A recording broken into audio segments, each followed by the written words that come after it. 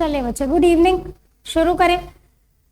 हमारा क्या हो गया अभी तक? चेंज इन पीएसआर में शॉर्ट टॉपिक सारे खत्म हो गए, यानी जो मैंने आपको बताया था कि चैप्टर 5 हिस्सों में बटा हुआ है। कौन से 5? पहले गेन सैक्रिफाइस निकालना, वो भी पढ़ लिया। ट्रीटमेंट ऑफ गुडविल, वो भी पढ़ लिया। उसके बाद क्या पढ़ा? रिजर्व्स की ट्रीटमेंट कैसे होगी, रीवैल्यूएशन कैसे होगा, वो भी पढ़ लिया। अब ये चारों टॉपिक पढ़ने के बाद एक ही क्वेश्चन में ये कैसे अप्लाई होंगे ये देखेंगे। ठीक है। सो कहने का ये मतलब है कि अगर ये चारों टॉपिक एक ही क्वेश्चन में कवर करने हैं तो कैसे होंगे। Let's see. Full fledge question है। एग्जाम में ऐसा क्वेश्चन अगर आता है सब कुछ बनाने को, जिसमें वो बोलेंगे रीवैल्यूएशन भी बनाओ, कैपिटल भी बनाओ और बैलेंस शीट भी बनाओ। ये 8 नंबर का क्वेश्चन होता था बच्चे।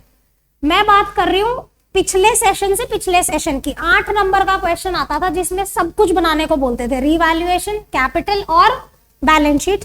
लेकिन जो लास्ट ईयर सीबीएसई का सैंपल पेपर आया उसमें क्या था, सिर्फ मैक्सिमम जो क्वेश्चन के मार्क्स थे वो 6 थे। हाईएस्ट मार्क्स कैरिंग जो क्वेश्चन था वो 6 था। तो इन दैट केस वो तीनों बनाने को नहीं बोल सकते। 6 नंबर में वो रीवैल्यूएशन, कैपिटल, बैलेंस शीट सब कुछ नहीं बोलते थे। या तो बोल देंगे भाई रीवैल्यूएशन और कैपिटल अकाउंट बना दो, या फिर खाली जर्नल एंट्री करने को बोल देंगे। ठीक है। लेकिन देखो हमें सीखना सब कुछ है, तो इस क्वेश्चन में मैं आपसे तीनों चीजें बनवाऊंगी। आपको सब कुछ आना चाहिए। हमें नहीं पता ना कि आपके टाइम पे जो सीबीएसई सैंपल पेपर रिलीज करेगा, क्या पता उसमें 8 नंबर का क्वेश्चन डाल दे। क्वेश्चन पढ़ते हैं। एबीसी पार्टनर्स हैं, शेयरिंग प्रॉफिट्स एंड लॉसेस 3:1। ठीक है। पेन कौन सा है? येलो। एबीसी 3:1 इनका रेशियो है। They decide to share future profits equally. नया रेशियो ये डिसाइड कर रहे हैं 1:1। बच्चों आपको बैलेंस शीट दे रखी है, कुछ एडिशनल इंफॉर्मेशन है। कितनी है देखिए, एफ पॉइंट तक है। Prepare revaluation, capital and balance sheet. आगे बोला है ऑल्सो गिव जर्नल एंट्री। बच्चों इसको करवाने का मकसद है कि आपको जर्नल एंट्री भी करनी आ जाए, यानी एक ही क्वेश्चन में हम सब कुछ सीख जाए। ठीक है जी। सो चलिए देखते हैं। हम पहले ये तीनों बनाते हैं, revaluation, capital account and balance sheet. चलिए सबसे पहले बच्चों हम क्या करेंगे, एडजस्टमेंट्स को रीड करते हैं और बैलेंस शीट में मार्क करते हैं। ऑल डेटर्स आर गुड बोला है। आपकी बैलेंस शीट में डेटर्स है माइनस प्रोविजन, तो मैं इसको मार्क कर लेती हूँ, इसमें एडजस्टमेंट है। Market value of investment is 88। Investment में एक एडजस्टमेंट है। क्रेडिटर्स में एडजस्टमेंट है, creditors not likely to arise. Okay. Machine revalued at 55। Machine किधर है? ये रहा।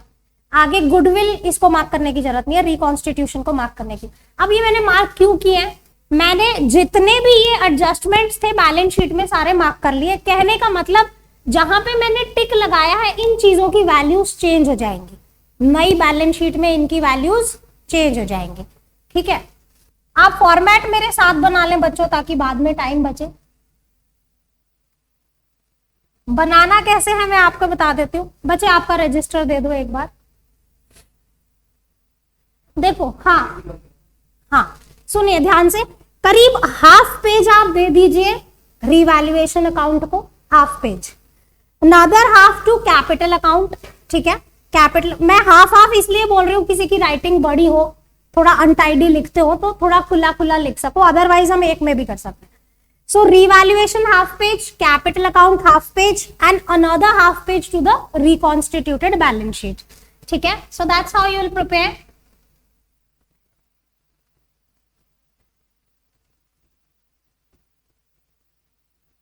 Revaluation,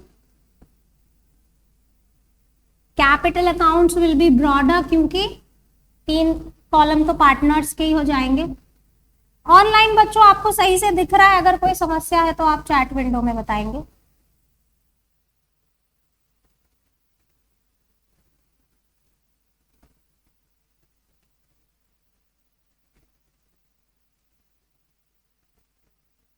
रिवैल्यूएशन हो गया, कैपिटल हो गया, बैलेंस शीट। इसे हम कहेंगे रिकॉन्स्टिट्यूटेड बैलेंस शीट। क्या कहेंगे बच्चों? इसका नाम होगा रिकॉन्स्टिट्यूटेड बैलेंस शीट।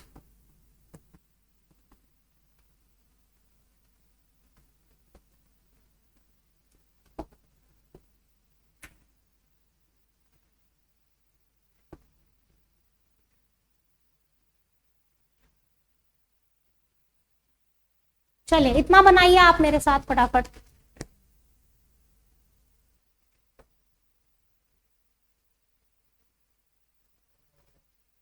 ठीक है जी, ड्रॉ कर लिया। चलिए अब हम स्टार्ट करते हैं आगे।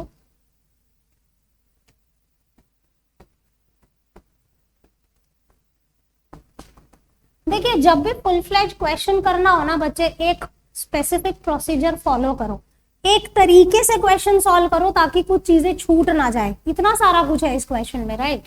सो सबसे पहले देखिए हम क्या करेंगे, यहां से स्टार्ट करते हैं। पहले बैलेंस शीट की जितनी भी आइटम्स आप देख रहे हैं उनको आपने एक बार लिखना है इस पूरे क्वेश्चन में। कितनी बार लिखना है?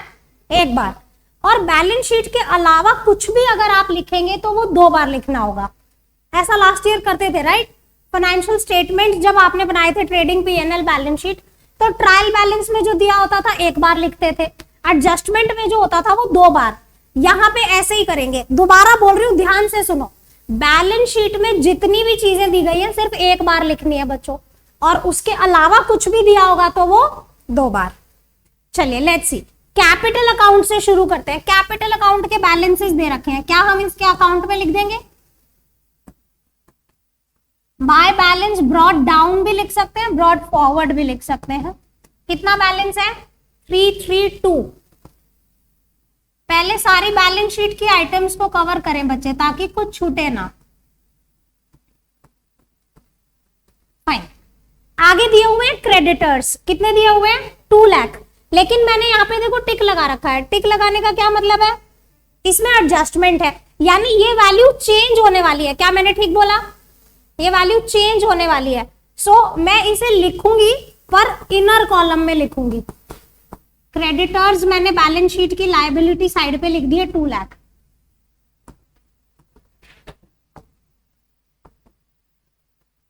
बच्चों एक ना बात ध्यान से सुनो, मैंने कई बार बच्चों को एक गलती करते देखा है। वो क्या सोचते हैं, पहले मैं पूरे क्वेश्चन में से रीवैल्यूएशन की आइटम ढूंढ के लिख लेता हूँ, फिर मैं पूरे क्वेश्चन से कैपिटल का ढूंढ के लिखूंगा, फिर मैं बैलेंस शीट बनाऊंगा। बेवकूफी है, कुछ ना कुछ छोड़ दोगे, इसलिए ऐसा करना ही नहीं है। हम क्या करेंगे, पहले बैलेंस शीट की सारी आइटम्स को एक एक बार लिख के खत्म करो। अगर उसमें कोई एडजस्टमेंट है तो इनर कॉलम में लिख के खत्म करो, ठीक है। उसके बाद हम एडजस्टमेंट पे चलेंगे और उसको साथ ही साथ 2-2 जगह लिखेंगे ताकि कुछ भी छूटने के चांसेस 0 हो जाए, राइट। सो अभी मैं क्या कर रही हूँ, बैलेंस शीट की आइटम्स को उठा रही हूँ। प्रोविडेंट फंड क्या बांट देना चाहिए? कौन बोला बांट दो? प्रोविडेंट फंड लायबिलिटी होती है। जब मैंने रिजर्व पढ़ाया था तो बताया था पीएफ दिया हो तो बांट मत देना, एम्प्लॉइज की प्रति लायबिलिटी है ये, तो एज इट इज लिख दो। देखो इसमें कोई एडजस्टमेंट भी नहीं है, यानी ये सेम वैल्यू पे रहने वाली है, ठीक है। तो मैं इसको एज इट इज लिख सकती हूँ। मैंने क्रेडिटर के बाद एक लाइन छोड़ दी एडजस्टमेंट के लिए। प्रोविडेंट फंड मैंने एज इट इज लिख दिया, बैलेंस शीट में कोई चेंज नहीं होने वाला है। बच्चों जनरल रिजर्व दिया है, बांट दो। Very good. क्यों बांट दो? क्योंकि मैम ने सिखाया है बांटना है। बांटो। कैसे बांटोगे शर्मा जी? कौन से रेशियो में बांटोगे? ओल्ड रेशियो में। बच्चे आप एंट्री बताओ। दीक्षिता, जनरल रिजर्व को बांटने की जर्नल एंट्री बताओ। Very good. General reserve account debit to A to B to C, तो जनरल रिजर्व डेबिट हो जाएगा, ए बी सी के अकाउंट में क्रेडिट हो जाएगा। बच्चों इनका पुराना रेशियो क्या था? 3:1 था, तो बांट दो जरा 3:1 में। 45 हो जाएगा, 30 हो जाएगा और 15 हो जाएगा। सही बोला ना? Workman compensation reserve, workman compensation reserve का कोई एडजस्टमेंट है क्या? नहीं, तो क्या हम पूरा बांट सकते हैं? बांट दीजिए। देखो वर्कमैन कंपेंसेशन रिजर्व को लेके मैंने आपको बताया था कि ये एक स्पेसिफिक रिजर्व है बच्चे, बताया था। आप इसे आंख मूंद के नहीं बांट सकते, आपको पहले चेक करना होगा कि क्या इसके अगेंस्ट कोई लायबिलिटी है। मेरे को दिख रहा है मेरे एडजस्टमेंट में कोई लायबिलिटी नहीं है इसके अगेंस्ट में, तो आप बांट दीजिए। नहीं, ऐसा नहीं होता। ये हम रिकॉन्स्टिट्यूशन करने जा रहे हैं, ये हमने अभी तक WCR बनाया हुआ है पहले के प्रॉफिट्स में से। अब जब रिकॉन्स्टिट्यूशन के बाद फिर बना लेंगे, अभी इसको बांट के खत्म कर देते हैं क्योंकि आज की डेट में इसके अगेंस्ट कोई लायबिलिटी नहीं है। अग्री? अगर कोई लायबिलिटी होती, समझो अगर यहाँ पे दिया होता कि 18,000 की लायबिलिटी है, तो हम क्या करते, 48 का रिजर्व था, 18 की लायबिलिटी बैलेंस शीट में लिख देते और बचा हुआ 30 बांट देते। अग्री? बट यहाँ पे बच्चे ऐसा कुछ भी नहीं दिया आपको। अब समझ में आ गया? Very good. तो मैं पूरा का पूरा 48 बांट सकती हूँ। बांटिए 3 to 1 24 8 16 and 8। Very good. आगे IFR दिया हुआ है बच्चे, IFR दिया हुआ है। क्या मैं इसे आंख बंद करके बांट दूं? नहीं, क्योंकि ये स्पेसिफिक रिजर्व है। मेरे पास IFR कितना है? 36। देखो इन्वेस्टमेंट कितने की थी और उसकी मार्केट वैल्यू कितनी है, कितना फॉल हुआ? 1 लाख की इन्वेस्टमेंट 88 की रह गई, कितना फॉल हो गया? 12,000। 12,000 का फॉल हुआ और यहां पे हमारे पास रिजर्व था 36 का, तो 24 तो बटेगा पार्टनर्स को और इन्वेस्टमेंट की वैल्यू हम उतनी कम कर देंगे। अग्री? कोई दिक्कत? ठीक है, तो इसको साथ ही साथ ट्रीट करना है। बच्चे मैंने आपको बोला कि बैलेंस शीट में जितनी भी आइटम्स आपको दी गई है एक साथ ट्रीट करनी है, छोड़ना नहीं है उसमें से कुछ भी। तो मैंने यहां तक सब कुछ लिख दिया। 36 में से आपने बताया कि मैम 12,000 का तो फॉल है और बचा हुआ 24 हम पार्टनर्स को बांटेंगे। पहले 24 को बांटो बाय IFR। 24,000 को 3 to 1 12 8 4। ठीक है, 24,000 बट गया। अभी भी ये वाला 12,000 एडजस्ट होना बाकी है। ठीक है, हम क्या करेंगे? नहीं, इन्वेस्टमेंट को मैं यहां पे जो मेरी 1 लाख की इन्वेस्टमेंट है, मैं यहां से रीवैल्यूड मार्केट प्राइस 1288 या फिर फॉल इन मार्केट प्राइस लिख लो, आपको बेटर समझ में आएगा, माइनस फॉल। ठीक है, 12,000 मैंने यहां कर दिए, समझ में आया? ये 36 पूरा एडजस्ट हो गया। बैलेंस शीट की आइटम्स को साथ ही साथ करना है ताकि कुछ भी छूटे ना। देखो 36 ना ये क्रेडिट बैलेंस था, मैंने 24 यहां कर दिया, 12 यहां क्रेडिट कर दिया। क्रेडिट कैसे किया? एसेट में से माइनस किया है, मतलब क्रेडिट ही हुआ। डेबिट में से माइनस करना इज क्रेडिट। ठीक है, इतनी बात हो गई। आगे चलो जी, फरमाइए। ओके, आप पूछ रहे हैं अगर हमारे क्वेश्चन में IFR नहीं होता और फिर फॉल हो जाता तो क्या होता? अगर हमारे पास IFR नहीं होता और फॉल होता तो हम 12,000 रीवैल्यूएशन से लाते। That's it. Very good. चलिए आगे चले, ये वाली साइड खत्म हो गई।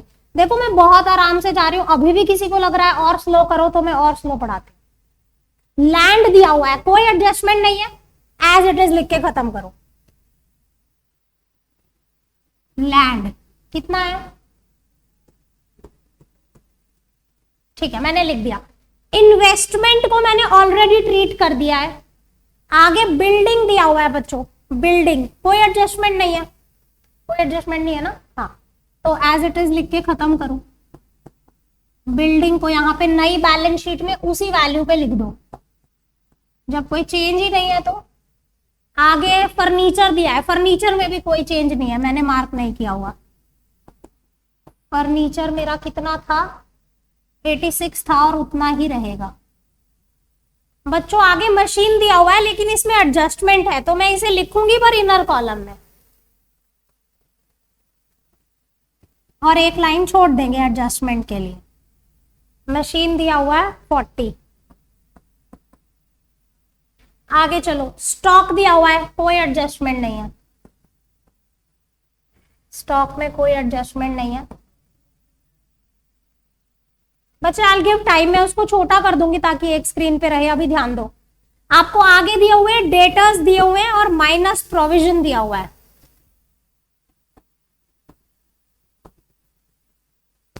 बच्चों डेटर्स की एक एडजस्टमेंट है कि ऑल डेटर्स आर गुड। क्या बोला है? कहने का मतलब आपको प्रोविजन की जरूरत नहीं है। अभी फिलहाल के लिए मैं इसको एज इट इज कॉपी करती हूँ जो मुझे दिया गया है, फिर मैं इसमें एडजस्टमेंट करूंगी। जो था मैंने कॉपी कर दिया, आउटर कॉलम नहीं लिख रही। Cash balance no change, I can write as it is. Cash balance 85, no change. Bank balance no change 90। Prepaid expenses शायद कोई चेंज था, है ना? नहीं है, प्रीपेड एक्सपेंसेस में कोई चेंज नहीं है। 16,000 के मैंने एज इट इज। बच्चों एडवर्टाइजमेंट सस्पेंस दिया है, क्या करूं? बांट दो, राइट ऑफ कर दो, है ना? क्योंकि ये क्या है? Deferred revenue expenditure, fictitious asset है जिसे हम बांट के खत्म करेंगे। तो बताओ, एंट्री बताओ बच्चों बांटने की। Partners capital to advertisement suspense.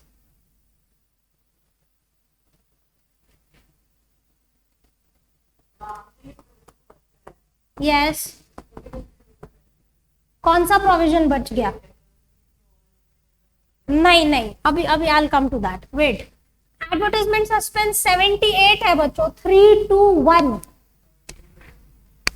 3 to 1 में अगर आप बांटेंगे तो कितना बनेगा बच्चे बताना?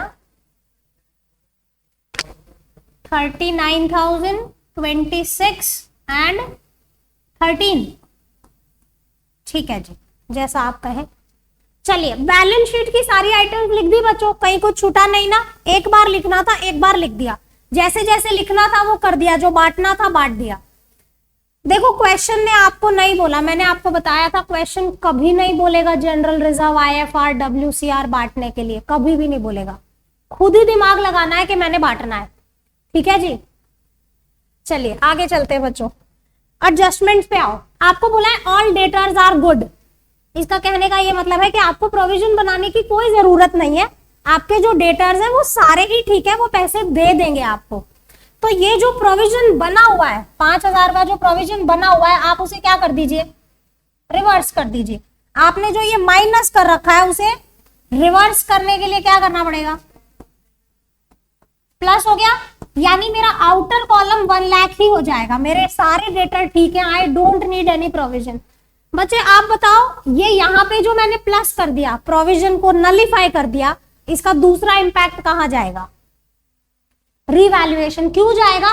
क्योंकि डेटर जो हमने 5,000 रुपए ये सोचे हुए थे कि नहीं आएंगे और माइनस कर रखे थे, वो ना आने की पॉसिबिलिटी खत्म हो गई। इंक्रीज इन एसेट हो गया, क्रेडिटेड टू रिवैल्यूएशन,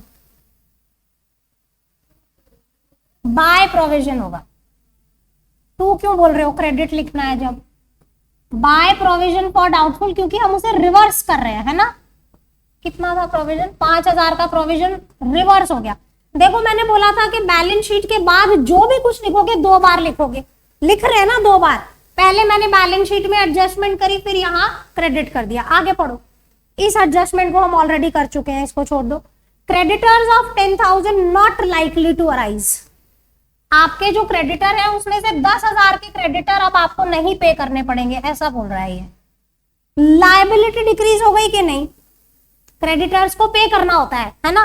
कितने क्रेडिटर थे आपके? 2 लाख रुपए के क्रेडिटर थे। अब कह रहे हैं कि 10,000 रुपए पे नहीं करने पड़ेंगे। डिक्रीज इन लायबिलिटी है, बताना कौन सी साइड पे आएगा? रिवैल्यूएशन में। अगर आपकी लायबिलिटी घट रही है तो फायदा हो गया या नुकसान हो गया? फायदा हो गया। तो क्रेडिट करोगे या डेबिट करोगे? यहां से माइनस कर देंगे और दूसरा इफेक्ट कहां डालेंगे बच्चों? रिवैल्यूएशन में डालेंगे।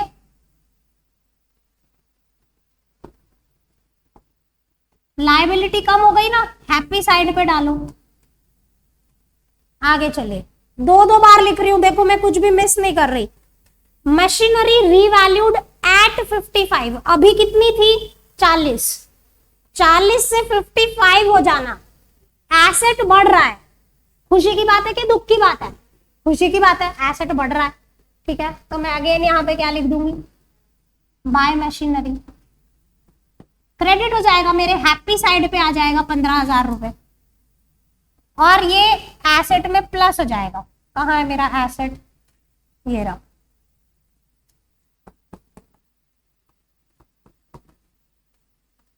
ठीक बोला ना बच्चों, समझ में आ रहा है सबको? सिंपल है बहुत। आगे चलो, goodwill of the firm valued at 1,80,000। Goodwill का क्या करेंगे बताओ? अमाउंट ऑफ कंपेंसेशन निकालेंगे, गेनिंग टू सैक्रिफाइसिंग कर देंगे। Very good. तो इसके लिए हमें सबसे पहले क्या चाहिए? गेन सैक्रिफाइस चाहिए। क्या चाहिए? मैं गेन सैक्रिफाइस निकालूं, क्या आ रहा है? Working note for goodwill,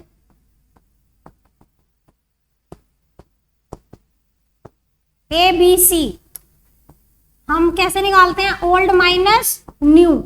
positive आया तो सैक्रिफाइस है, नेगेटिव आया तो गेन है। 3 to 1 था और इक्वल हो गया। 3 to 1 और इक्वल हो गया। बताना बच्चों, ये LCM 6 है, पॉजिटिव है ना? पॉजिटिव है तो सैक्रिफाइस है, इसका ये 0 है, छोड़ दो। तो ये गेन है। फर्म की गुडविल कितनी है आज की डेट में? 1,80,000। 1,80 को 1/6 करोगे तो क्या आएगा? Amount of compensation, amount of compensation is equal to, बच्चे फॉर्मूला लिखने में कंजूसी ना करें। गेनिंग कौन है? C। यहां पे एंट्री क्या हो जाएगी? Gaining to C to A। Very good. So journal entry बनेगी गेनिंग पार्टनर टू सैक्रिफाइसिंग, यानी C is capital to A is capital. हाँ बोलो, एंट्री क्या है? C is capital to A is capital 30। अब हमें इस जर्नल एंट्री को कैपिटल अकाउंट में एडजस्ट करना है। C को डेबिट करना है, A को क्रेडिट करना है। तो चलिए कैपिटल अकाउंट में चलते हैं। C को डेबिट और A को क्रेडिट।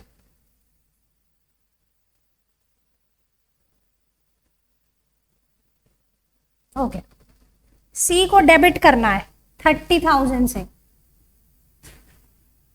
C के डेबिट अकाउंट में लिख दिया। A को क्रेडिट करना है तो A के क्रेडिट में लिख दिया। बच्चों यहां पे C में एंट्री करिए तो इधर क्या लिखेंगे? 2A is capital. यहां पे A में एंट्री करिए तो क्या लिखेंगे? By. Yes, we are done. Very good. आगे बोला है reconstitution expenses amounted to 3,000 which were paid by the partner. अब बच्चों यहाँ पे ये तो बताया नहीं किसको बेयर करना था, पे किसने किया ये बताया है। तो आप क्या अज्यूम करोगे बच्चे? अगर आपको ये नहीं बताया कि किसने बेयर करना था तो फर्म बेयर करेगी। कुछ नहीं बोला तो कौन बेयर करेगा? देखो, चाहे पेमेंट के बारे में नहीं बताया तो भी अज्यूम करो फर्म ने पे किया। किसने बेयर किया ये नहीं बताया तो भी अज्यूम करो कि फर्म ने। अब यहाँ पे बोला है कि रिकॉन्स्टिट्यूशन के टाइम पे जो खर्चा हुआ वो 3,000 रुपए हो गया, which were paid by the partner. यानी ये केस हो गया borne by firm, paid by partner. Journal entry सोच के बताओ, borne by firm, paid by partner. I repeat, revaluation to partners capital. ठीक है, सो यहां पे रीवैल्यूएशन में लिख देंगे 2, किसने पे किया? A is capital 3,000 by revaluation, bracket में एक्सपेंसेस। देखो ऐसा क्यों हुआ? A के अकाउंट में क्रेडिट क्यों हो गया? क्योंकि उसने फर्म के बिहाफ पे पे किया है, उसको वापस तो करोगे। तो जो A को देना था वो उसके अकाउंट में क्रेडिट कर दिया। I think we are done, right? कुछ भी नहीं बचा, अब सब कुछ हो गया। अब आप क्या करोगे? रीवैल्यूएशन का गेन या लॉस निकालो। सबसे पहले करो कैलकुलेट। 5,000 क्रेडिट हुआ, फिर 10 क्रेडिट हुआ, 15 हो गया, और 15 क्रेडिट हुआ, 30 हो गया, और 30 में से ये 3,000 का खर्चा हो गया, 27 का गेन हो गया बच्चों। सो टू रीवैल्यूएशन गेन 27, ये किसको मिलेगा? किस रेशियो में? ओल्ड। Very good. तो बांटो, 27,000 को ओल्ड रेशियो में बांटो। 13,500, 9,000, 4500, ठीक है। इसका दूसरा इफेक्ट कहां जाएगा, पार्टनर्स बाय रिवैल्यूएशन गेन। बच्चों ध्यान रखो, जो भी लिखोगे ना 2 बार लिखना है, अदरवाइज बैलेंस शीट मैच नहीं होगी। सो रिवैल्यूएशन गेन इन पार्टनर्स को दे दीजिए 13,500, 9,000, 4,500। चलिए ये हो गया। अब आप निकालिए कैपिटल अकाउंट के बैलेंसेस। कैसे निकालेंगे, क्रेडिट सारा टोटल माइनस डेबिट, क्योंकि इधर का ही टोटल ज्यादा दिख रहा है मुझे। सो क्रेडिट का ही टोटल पहले करो। 3 लाख, 3 लाख 45, 65, 69, 79, 81, 3 लाख 81 एंड 4 लाख 11, 414, 427,500 आ रहा है क्या ए का टोटल? करना मैंने ऐसे ही मैन्युअली कर दिया है। ये वाला टोटल 427,500 है क्या? चेक करो मैम ने ठीक किया है क्या, जल्दी से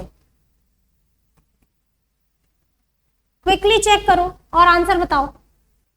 मैं रीचेक कर लेती हूँ बच्चों एक बार। I'll recheck. 345, 24, 12 and this is 30 and 16,500। सही टोटल किया था बिल्कुल, देखा। ऐसे तो मैं होशियार पैदा हुई थी। मोक्षा कोई शक है इस बात में? फिर ठीक है, हाँ बोलती तो पिटती। चलो आगे चलते हैं। ये टोटल आ गया 427,500। अब इसमें से ये डेबिट वाली एंट्री माइनस कर दो। माइनस क्या करेंगे, 427,500 माइनस 39। ये बैलेंस आ रहा है बच्चों 388,500। यही आ रहा है सबका। आगे चलो बी का बैलेंस निकालो। 3 लाख प्लस 30, 16, 46 एंड 854 एंड 963, 3,63। ठीक है, कैलसी क्यों उठा रखा है पता नहीं, जब करना ऐसे ही है। और इसमें से क्या माइनस करना है, 26, 337, 337। कोई ये तो नहीं पूछ रहा 37 क्या होता है मैम? 2,15,023 and this is 27, 31,500, 231,500। ठीक किया ना मैम? कैलसी आपके हाथ में, पूछ हमसे रहे हो आप है। 43, 188,500। ये टोटल हम यहां भी लिख देंगे 427,500, 3,63 और ये टोटल था 23,1500। ठीक है बच्चा पार्टी, इस बैलेंस को आप नई बैलेंस शीट में लिख दीजिए, आपकी बैलेंस शीट मैच हो जाएगी। लेट्स सी, मैं ये वाले जो कैपिटल बैलेंसेस आए हैं नई बैलेंस शीट में हम ट्रांसफर करेंगे इसे, क्योंकि हर चीज 2 बार लिखनी होती है ना।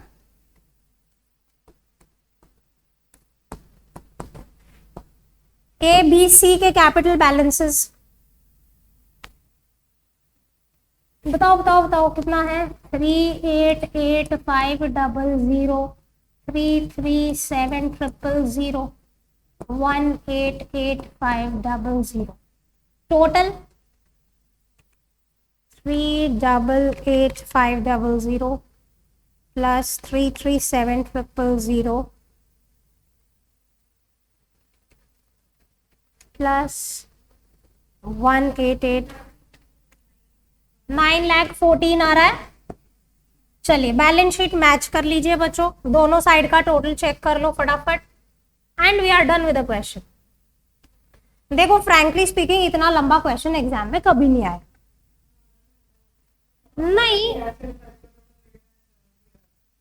देख लेते हैं बच्चों, कोई बात नहीं, आपने कुछ टोटलिंग एरर किया होगा maybe, I will see to it. सुनो इतना लंबा क्वेश्चन ना एग्जाम में कभी नहीं आएगा। ये हमने क्वेश्चन किया ताकि ज्यादातर कॉन्सेप्ट्स यहाँ पे कवर हो जाए। ठीक है जी, चलिए टोटल मैच करें बच्चों फटाफट, मैं चेक कर लेती हूँ।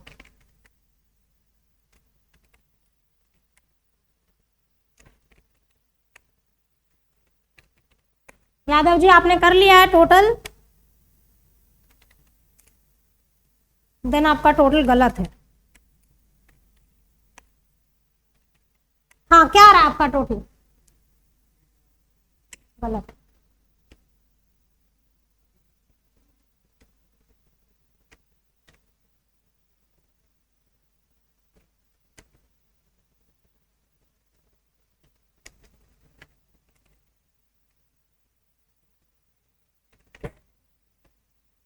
बिल्कुल सही है, ये बैलेंस शीट दोनों साइड का टोटल 11,50,000 हो रहा है। चेक करें यादव जी, आपने कुछ गलती की होगी बच्चे, टोटलिंग एरर किया होगा, दोबारा चेक करें। सो बच्चों ये है फुल फ्लेज क्वेश्चन। देखो अब एग्जाम में क्या होगा, मैं आपको बोल रही हूँ इतना लंबा क्वेश्चन नहीं आएगा। ऐसा क्यों बोला? हो सकता है बैलेंस शीट में कम आइटम्स दे रखी हो, इतनी ज्यादा ना हो, एडजस्टमेंट्स इतनी ज्यादा ना हो, 2 या 3 ही हो, लेकिन फुल फ्लेज क्वेश्चन ऐसा आता है जहां पे रीवैल्यूएशन, कैपिटल और बैलेंस शीट सब कुछ बनाने को बोलेंगे। नहीं, इट्स नॉट दैट। देखिए यहाँ पे क्या होता है कि इसकी भी हर एक स्टेप की मार्किंग होती है। जैसे अगर आपने बैलेंस शीट की सारी आइटम सही जगह पे डाल दी तो उसमें भी ऐसा होता है कि तीन अगर आपने आइटम सही जगह डाल दी तो 1 नंबर मिल रहा है, 4 आइटम डाल दी तो 1 नंबर मिल रहा है, इस टाइप से। ठीक है, सो एडजस्टमेंट का हो सकता है कि 1-1 नंबर अलॉट किया हो, क्योंकि उसके 2 इफेक्ट डालने होते हैं आपने, तो उनकी मार्किंग स्कीम से पता चलता है। जनरली 3 या 4 आइटम को मिला के 1 मार्क होता है। जो हम बैलेंस शीट की सिर्फ पोस्टिंग की बात करते हैं, जैसे हमने पहला जो किया ना कि बैलेंस शीट में जितनी आइटम्स थी उनको जहां जहां डालना था डाल दिया। So that's how it is marked. इतना नोट करें बच्चों, इसमें अभी इस क्वेश्चन में ये भी बोला है ऑल्सो गिव जर्नल एंट्रीज।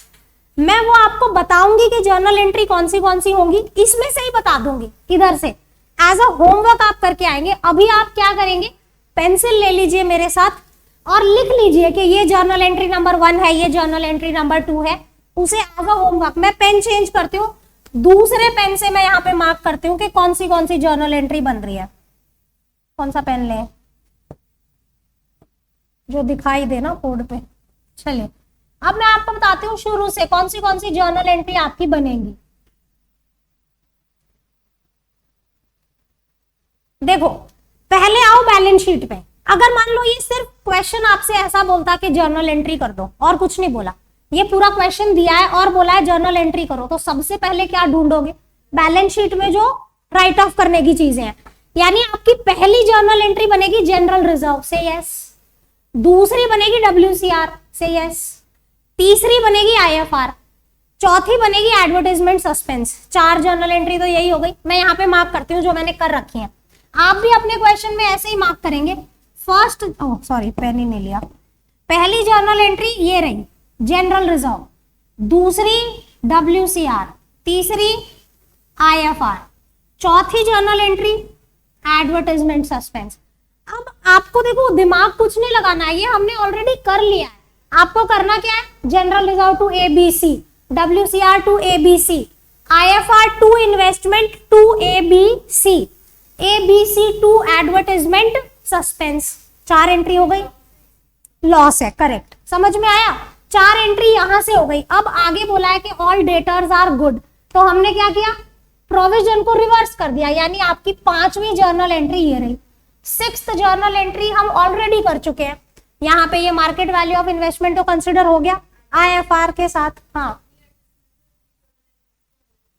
होंगी, ठीक है। नहीं ऐसा जरूरी नहीं है, मार्केट वैल्यू ऑफ इन्वेस्टमेंट हमारी IFR के साथ कंसिडर हो गई, right. Creditors not likely to arise, 6ठी जर्नल एंट्री ये रही। क्या जर्नल एंट्री बनी, क्रेडिटर्स टू रिवैल्यूएशन। फिर मशीनरी की एंट्री, 7वीं journal entry. Goodwill of the firm valued, हमने अभी C to A एंट्री करी थी, या A to C to A ही करी थी ना, तो 8th जर्नल एंट्री गुडविल की बनेगी, ये रही। रिकॉन्स्टिट्यूशन एक्सपेंसेस, अभी यादव जी ने हमें बताया था, revaluation to A is capital, ये 9th जर्नल एंट्री, ठीक है जी। 10th journal entry revaluation gain को बांटने की बनेगी, रिवैल्यूएशन टू पार्टनर्स कैपिटल, और ये क्वेश्चन खत्म। नहीं ऐसा कोई जरूरी नहीं है कि आपने इसी ऑर्डर में करना है, आप ये भी कर सकते हैं, पहले एडजस्टमेंट वाली कर दें बाद में बैलेंस शीट की करें, लेकिन मेरा कहने का ये मतलब है कि ये 10 जर्नल एंट्री का क्वेश्चन है, तो आप इसे एज अ होमवर्क करके आएंगे। होमवर्क भी क्या करना है, आपने यहां से कॉपी ही करना है, हमने ऑलरेडी कर लिया है, राइट। तो जहां पे मैंने नंबरिंग करी है वो पोस्टिंग हो रखी है, पोस्टिंग से आपने जर्नल एंट्री करनी है, रिवर्स, राइट। इतनी बात समझ में आ गई हो तो हम अगले क्वेश्चन पे चलेंगे। बताओ, इतना होमवर्क करके आएंगे आप, जर्नल एंट्री, ठीक है शर्मा जी। चलिए आगे चले बच्चों, या कोई नोट कर रहा है? Amar, Tarun and Akhil are partners.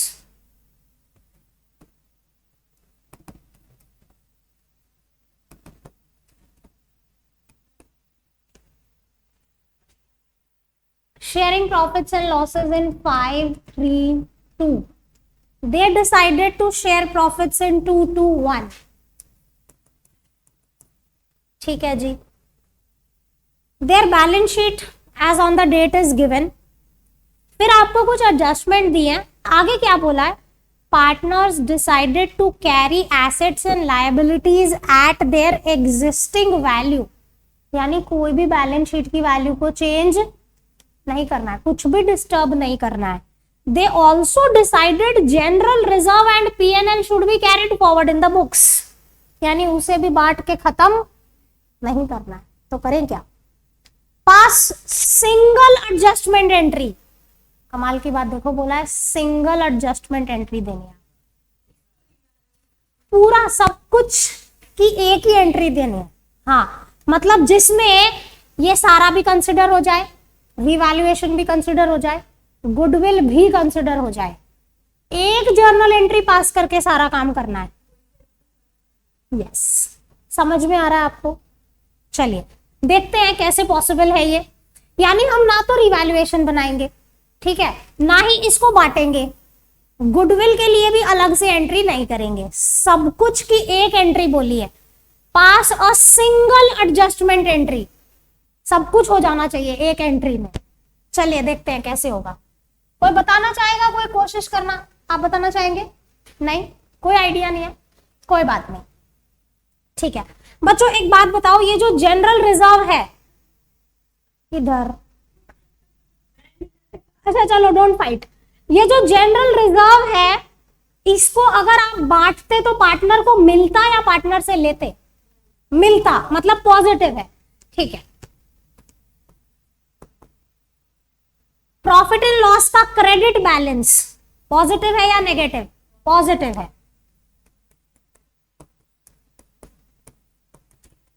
बहुत ही छोटू सा क्वेश्चन है बच्चे ये।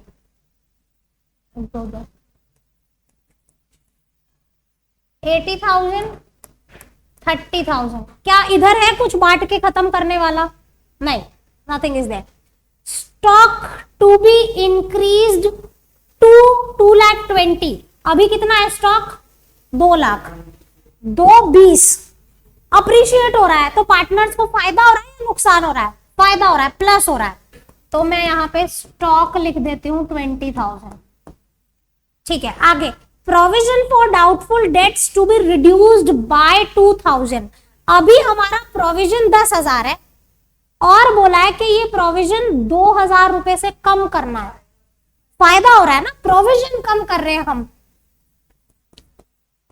प्लस होगा, ठीक है। आगे चलो, furniture to be reduced by 20।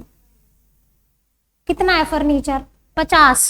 20% बच्चों अगर माइनस करोगे तो नुकसान हो रहा है, माइनस करो से यस, ठीक है। आगे चलो, computers to be reduced to 2,70,000। अभी कितना है? 3 लाख।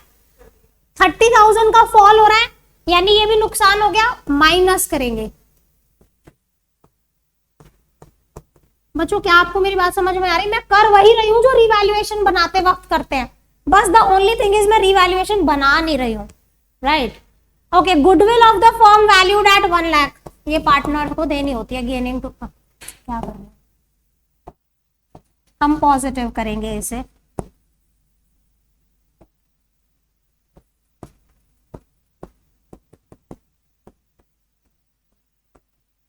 बच्चों अब पॉजिटिव टोटल कितना हो रहा है और नेगेटिव टोटल कितना हो रहा है?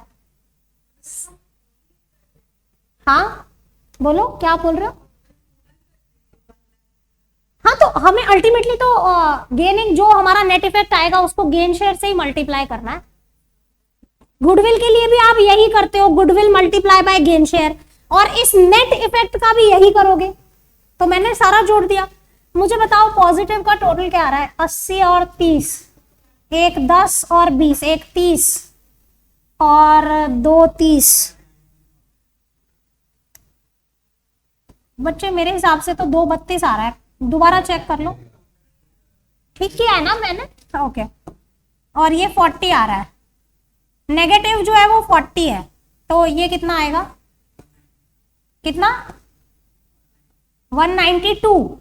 ये पॉजिटिव है बच्चे, पॉजिटिव है, गेन शेयर से मल्टीप्लाई करेंगे, एंट्री हो जाएगी gaining to sacrificing.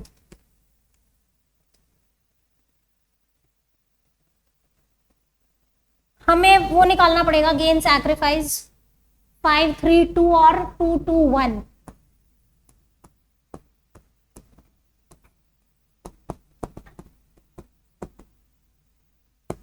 Old minus new करते हैं। पुराना रेशियो क्या था?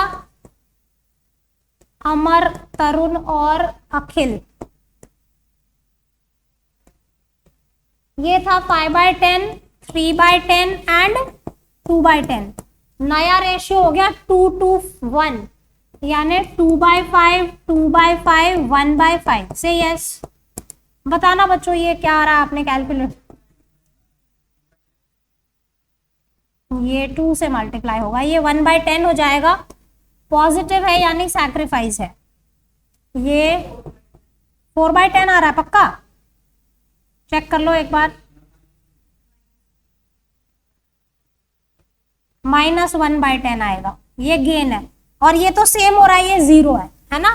अब यहाँ पे Tarun is a gaining partner and Amar is a sacrificing partner. So 192 का 1/10, 192 into amount of compensation is equal to 192 into 1/10, 19,200। Journal entry gaining to sacrificing, बताओ। Tarun to Amar, Tarun's capital to